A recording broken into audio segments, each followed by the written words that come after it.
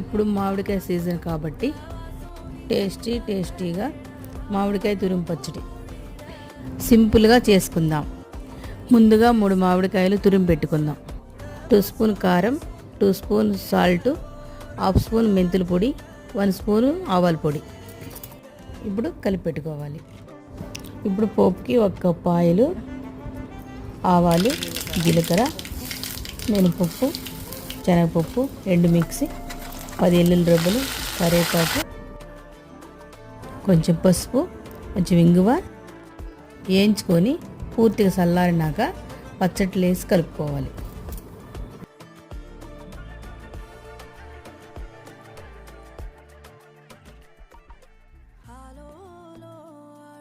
వేడి అన్నంలో తురుము పచ్చడి నెయ్యి వేసుకొని అబ్బా కలుపుకొని తింటే సూపర్గా ఉంటుంది.